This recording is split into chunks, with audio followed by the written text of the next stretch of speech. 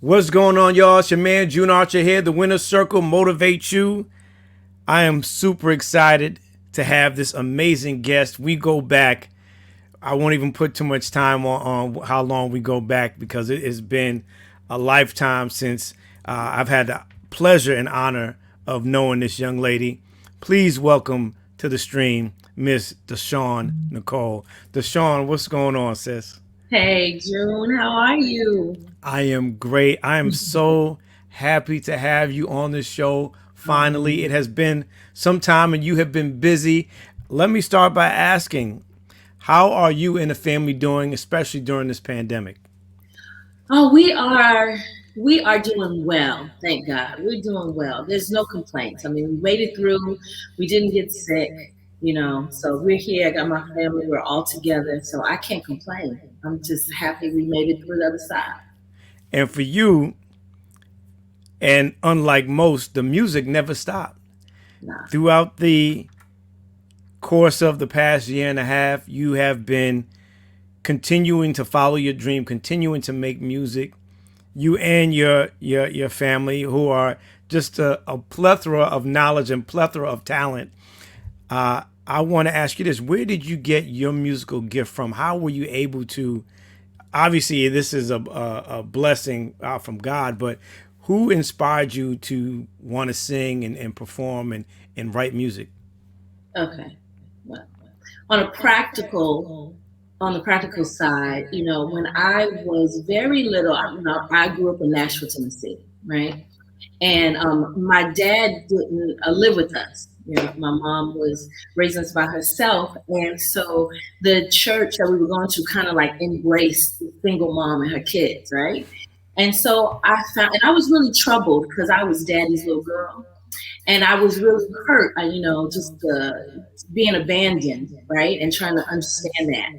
And so in the church, people were talking about their problems, and they were talking about, and I would watch them sing, and I would watch them uh, embrace one another, but they would have this peace, right?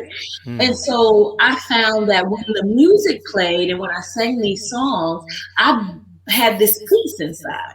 So a lot of times I'd be in my room, I'd be at home just writing things and just singing to myself. And I found that I had a safe place. And so I guess I could say, starting all out, and then, I did a couple of solos at the church, but it was more like instead of I can sing too, it was more like I have something I want to let off my heart too.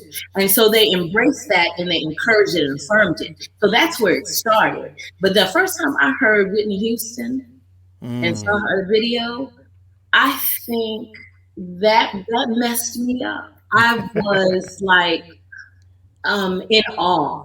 And my aunt had taken me before then. My aunt had taken me to visit New York. She took me to the Heckscher Theater, and I saw this play called "Mama, I Want to Sing." You remember that Great, play? great play. Yeah, Great that play. changed my life. That changed my life. Wow. That play changed my life. That play. And from then on, I was like, I could sing, I could do this. And from then on, and the writing came from just the poetry, the things I would pour outside of my heart that would give me comfort and peace after I had it on that paper. And I started when I first shared it, and people could relate, and they were either empowered or encouraged. I wanted to keep doing that, and that's when I knew I tapped into my purpose a little bit then. So And I the was like back, 7, 8. right, but the background is church, Yeah. and we know historically what happens is mama don't want you singing secular music. You know, the church sisters, they want. Why can't Dachonne just sing in church? She needs to do a soul. So now I know you to be this amazing vocalist who could sing anything.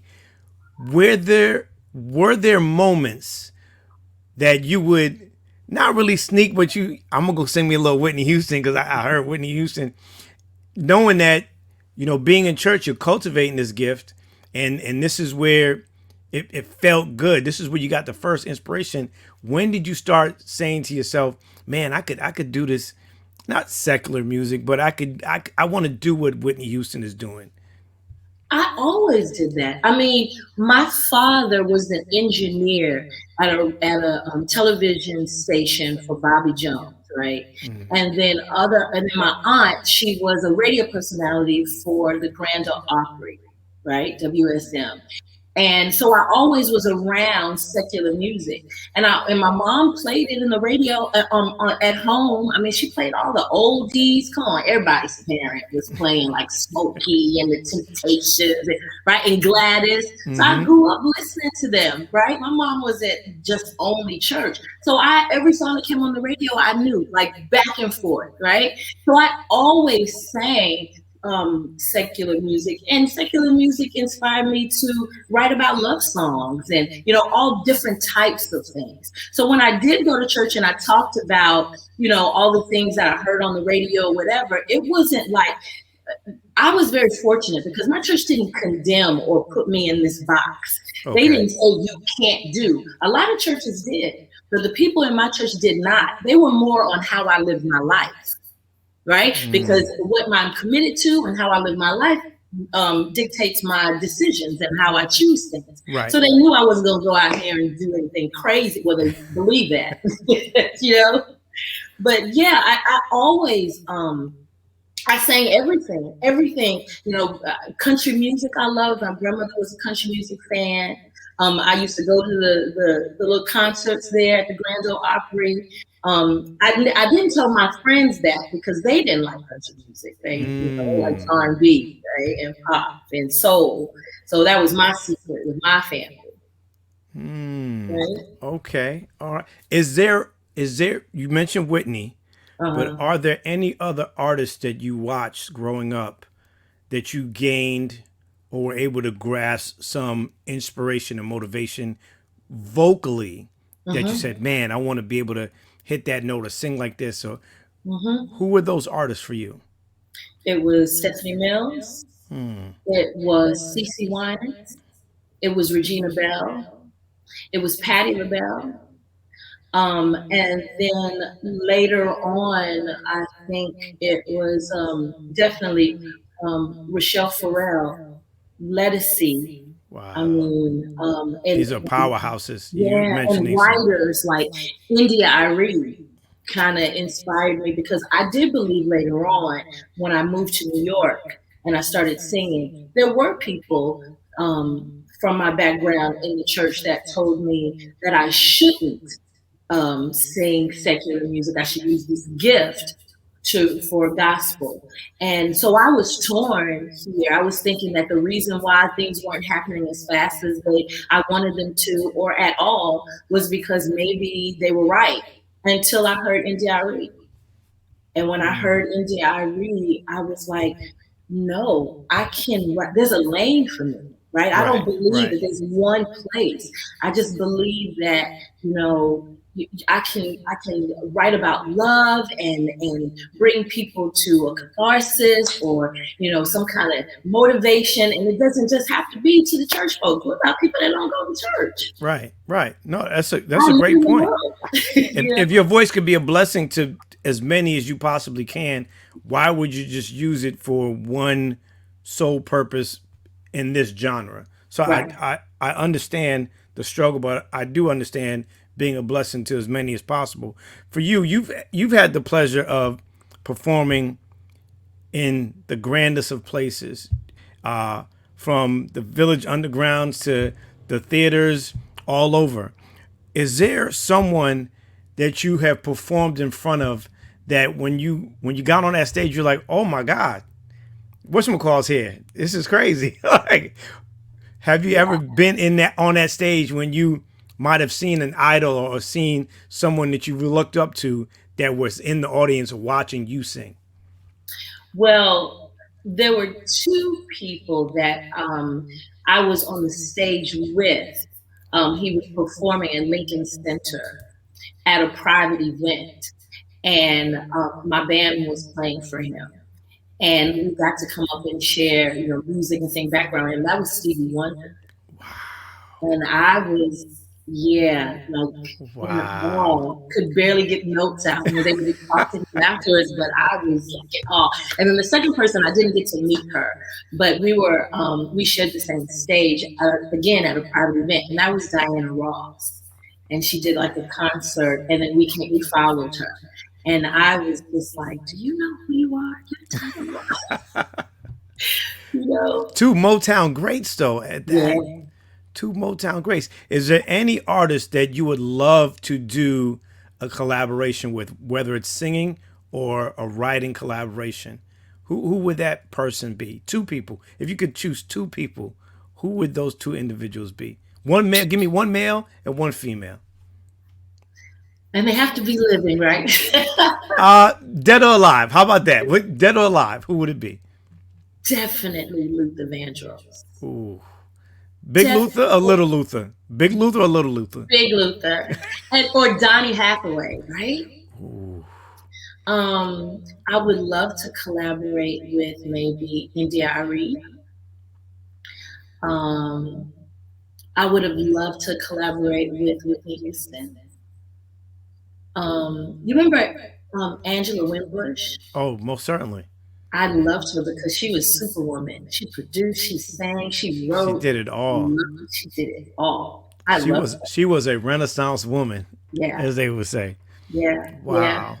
Well, we are here to talk about the new single, Now You're Gone. I want to know the inspiration, the story behind it, how it came together. But before we do that, let's take a look at the video. Ladies and gentlemen, here for the first time, it is now streaming on all platforms. Please, the new video from Miss Dachonne Nicole, Now You're Gone.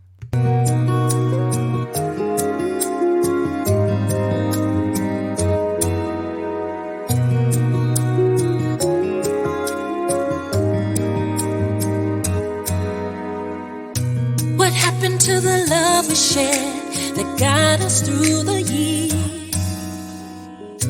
The joy our souls felt when we made promises. Just how and when we got here, it's really hard to say. You distanced yourself from me, then you took your love away. Please tell me why you won't even try. And I love you, let it pass on by. Your heart's grown so cold, couldn't give to me if you try. And all the tears I've cried, they don't answer why. Thinking how you promised me you would always stay. Now you're gone. I realize I put my value in you loving me. When looking back, my actions showed I loved you more than me.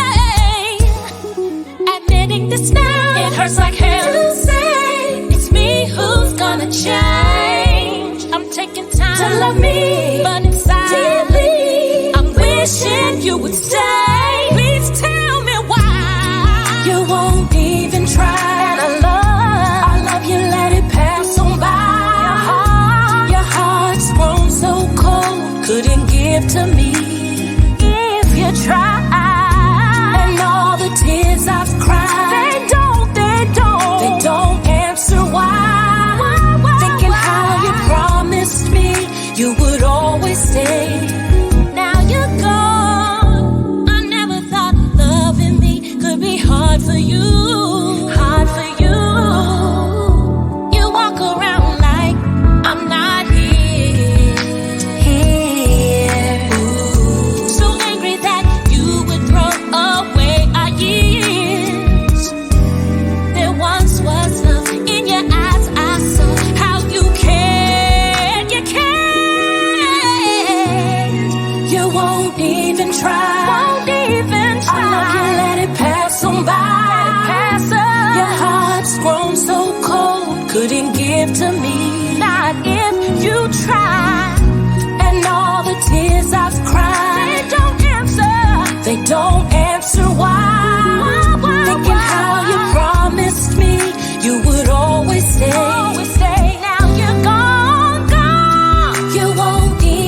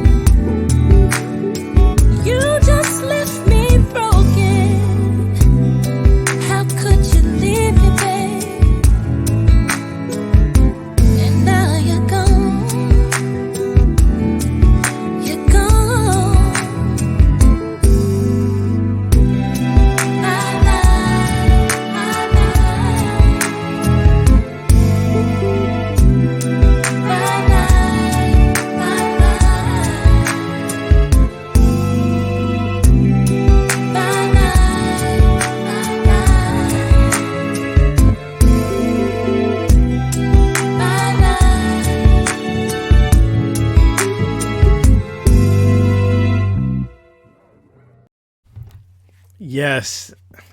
Wow. Now you're gone. That was Dachonne Nicole. Single and video streaming on all platforms now. Dachonne, I have to ask you a question because I've been enamored by your voice for so many years. How many octaves can you sing? That's a good question. I have Because no you idea. your vocal range is amazing. It is off the charts. Do you have any idea how many octaves? I mean, I don't. I remember my vocal teacher told me years ago, but since then I probably added a couple more. So I don't remember. I don't know. man, Maybe I should check that out. This I is think something I'm. I'm Please, doing. please do and let me know because I I'm will. interested. I am interested in it. Uh, the video was amazing. I love the story. One thing that I want to talk about that I found amazing as we're in this space now with everything that's going on in the world, the times that we're going through with this pandemic, mental health, mental fitness is something that stands out in the forefront, especially in our Black and brown communities. For you, why was it important to add that piece to the video? Which I think was important, but for you, what made you incorporate that into the video? During the pandemic, it brings out a lot, right? Being closed in and being, locked up with your loved ones or your kids. It makes you think about a lot of things, your mortality, your purpose. And it saddened me where my husband and I grew closer together. And don't get me wrong, we had some times when he had to go to the store more times than than he needed to. I'm going to the I've been there. You just I've laughed been. though. But it brought us closer together. But I heard how people were getting divorced and separating quickly during this pandemic. And so I think that's what made me put it out. And I didn't want to write an end to the story or make anybody believe what it was really about and what specifically. I just wanted people to think about where they were and have a conversation and remember why you got married in the first place. And there are ebbs and flows in a relationship, and we grow. Like, I'm not the same girl I was at 19 years old or 23. I'm not the same girl. We change and we grow. And it's important when you marry this person, the essence of this person is who you married. And you are going to uh, have some difficulties and growth spurts, and you'll be at a level that he's not there yet, and he'll be at a level that you're not there yet. But you have to, remember that it was worth it in the beginning. You thought about nobody gets married saying when we get divorced, Right. I'm married, but I'm going to divorce you later. Nobody gets married. They're married because they've fallen in love, and this is the person I want to live my life with. And there are exceptions, yes, but if it's and I'm speaking not from experience, so I have to be careful. But if it's something that you can talk about and work through and grow through, you could just hang in there. On the other side, it's hard finding your soulmate. It's Yes. hard finding someone that knows everything about you and still loves you and still stays. That's what they call unconditional love. Yeah.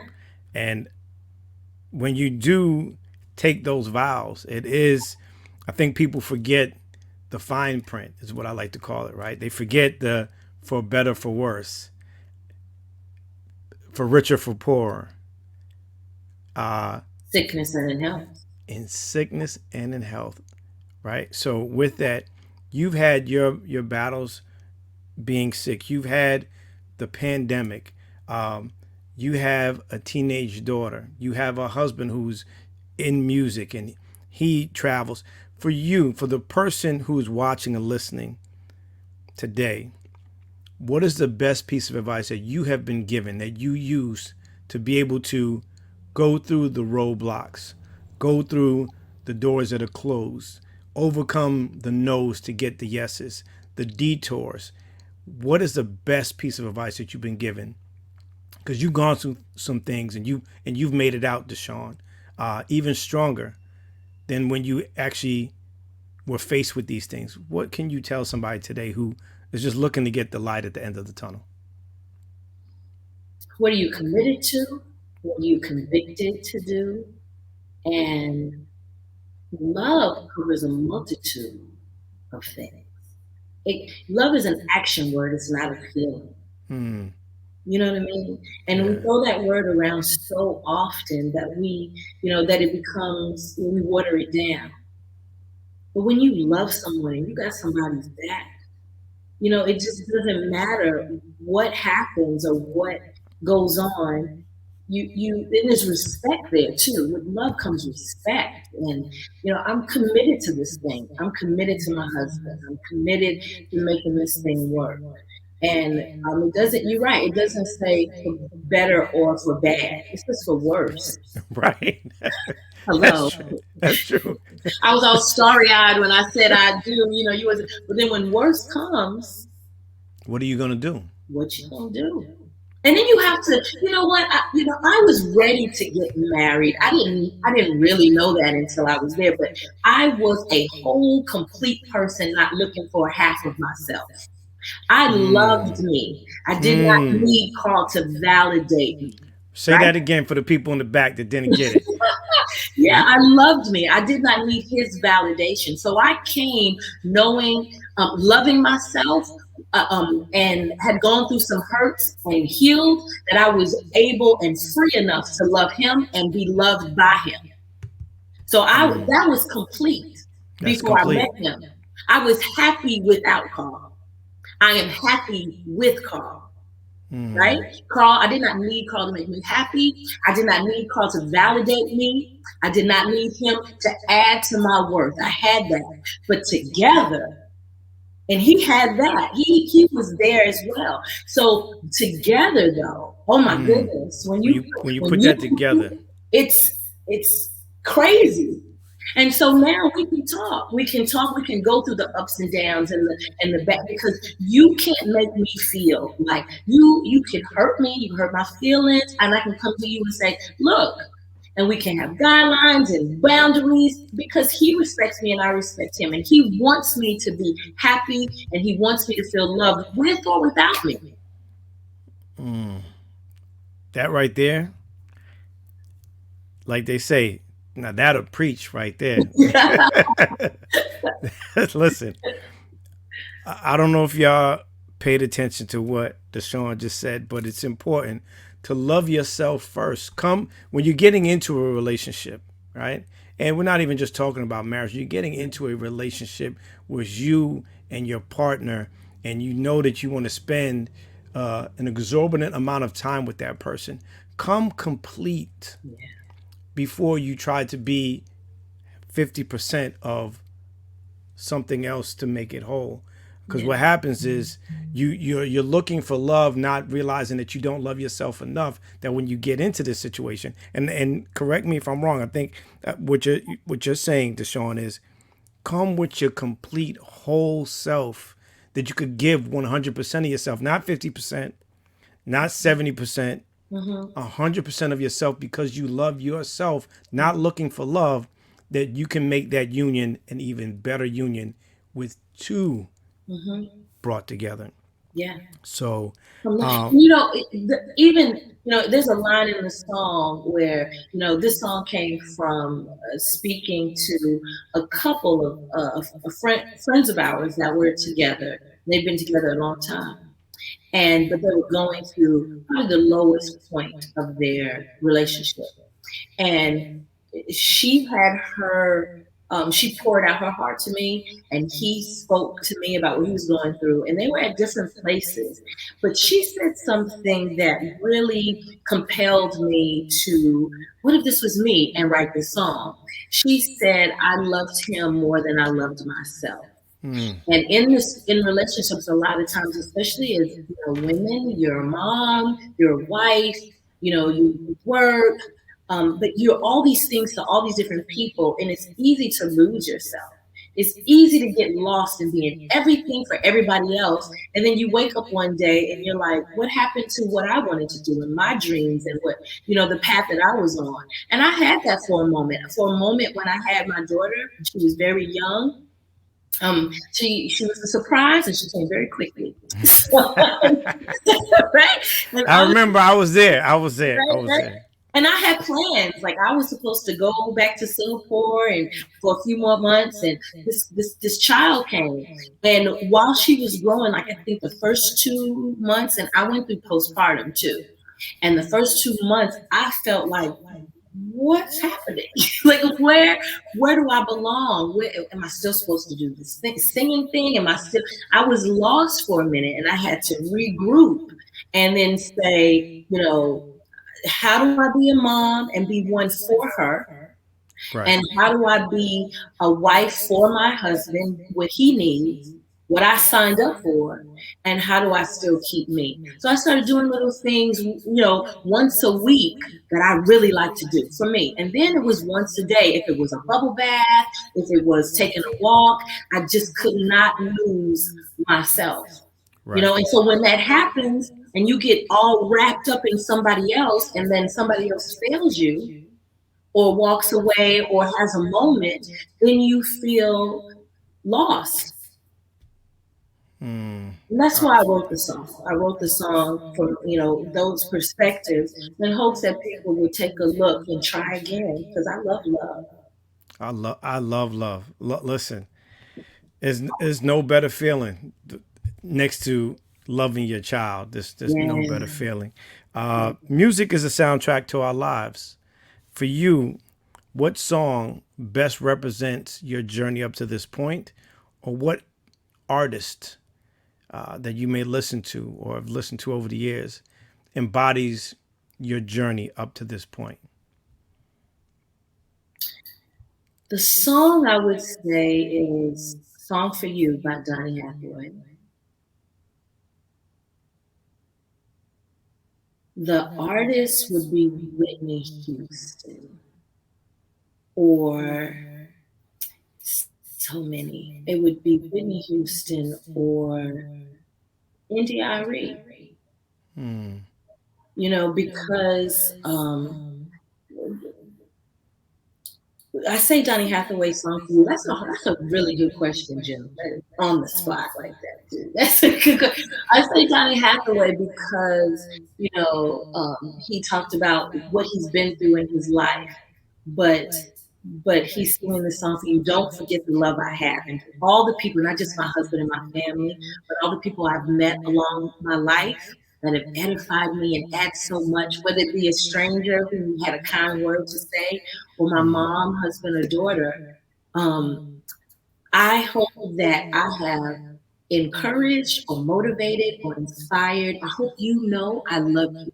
That's what this pandemic did for me, is to make me reach out to people, even people I don't know. That's why I was doing these songs. That I have love for you, and that I want you to be better, and I want you to have life abundantly, all the good things in life, to fulfill whatever purpose you were put here on this earth to do. I hope you are inspired to live out loud, right? To live each moment with purpose each day. Don't waste nothing. So I'm hoping that when people think of me or the works that I have created, that they feel loved, inspired, and better for knowing me. Well, Dachonne, we love you too, and we are inspired by you. We're inspired by everything that you share with us in this interview. A few gems. Love yourself first, so that you could become your whole self. Should you want to be with someone else, be your authentic self. Yeah. During this time, love on those around you, and be an inspiration, and make sure that your voice is heard. All right. And you're going to go through some things, but lean on your faith and those around you that love you, that you will see it through to the end, that there is light at the end of the tunnel. And if you have a song to share, you should share it. Yeah. Right. Because you never know who you're going to inspire. So It's on all platforms. Where can we follow you? Where can we like you so we could go ahead and support this new single? Well, on Instagram, I'm on Instagram at Dachonne Nicole. I'm on Facebook at Dachonne Nicole or Brown Girl Dachonne Creations. I'm also on iTunes. I'm on iHeart. I'm on Spotify. I'm on Amazon Music. I'm on Apple Music. Yeah, pretty much all of them, if I'm not mistaken. SoundCloud, you're everywhere. She is everywhere. Please like her, follow her, support her. The new single "Now You're Gone" is available now for download. The video is out. You just saw it earlier. Please support my friend. She's doing some amazing things. And when this pandemic is over, and y'all are feeling a little more comfortable to get out, if you hear that she's gonna be in and around your area, please do yourself a favor. It will be a blessing to hear this young lady sing. So before I go, please tell somebody you love them. It may be the last opportunity you have to do so.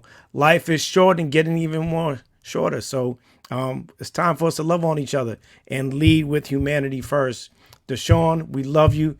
Thank you. We appreciate you. Keep doing what you're doing. You are making your ancestors proud, especially your peers and those who love you. So that's Dachonne Nicole. I am June Archer. This is the Winner Circle. Thank y'all for tuning in. God bless y'all. Peace. Okay.